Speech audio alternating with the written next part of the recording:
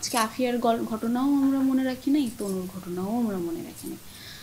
আজকে এখন খুবই উত্তেজিত যে একজন সাধকের আমরা চুল কেটে দিয়েছি, পরশুদিন কিন্তু আমরা ভুলে যাব। যেই সংস্কৃতির মানুষ আমরা, সেই সংস্কৃতি যেখানে মাটিতে গান, বাতাসে গান,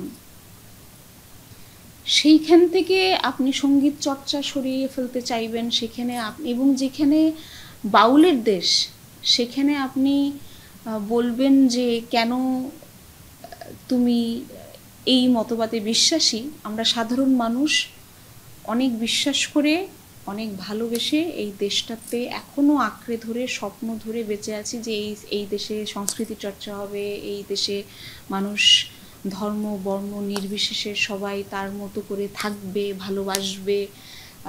এই দেশে যেমন লালনের গান হবে, এই দেশে ঠিক সেইভাবেই মানুষ তার নিজের মতো করে তার ধর্ম চর্চা করতে পারবে। সেইটার জন্য আমাদেরকে খুবই সাবধানতার সাথে বুঝতে হবে যে আমি আসলে কাদের নিয়ে পথটা চলছি।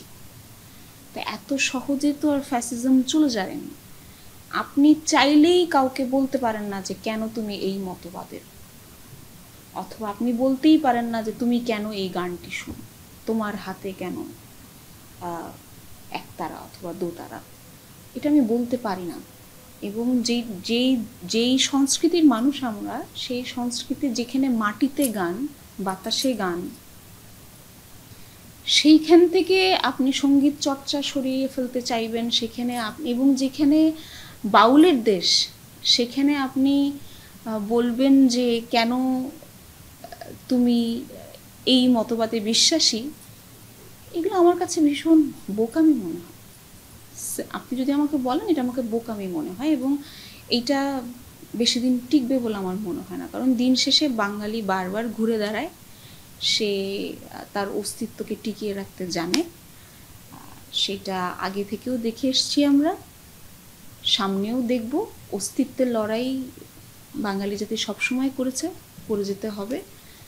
এবং আমি মোটেও মানে ভয় নাই যে এটা, কিন্তু মাঝপথে যাদের সাথে এই ঘটনাগুলো ঘটছে সেটা ভীষণভাবে আমি ঘৃণা জানাই, এবং এটার অবশ্যই একটা সুষ্ঠু বিচার হওয়া উচিত। কারণ আমার কথা হচ্ছে যে, ঠিক আমি এভাবেই বলতে চাই যে আপনি যদি প্রথমেই ভুলটা না ধরিয়ে দেন যে এটা তুমি করতে পারো না, ঠিক তেমন করে যে আমাদের দেশে এখন একটা অদ্ভুত বিষয় না, যে একের পর এক রেপের ঘটনা ঘটে, আমরা সোশ্যাল মিডিয়া তোলপাড় করে ফেলি, তারপর কোথায় জানি চলে যায়, আমরা ভুলেই যাই।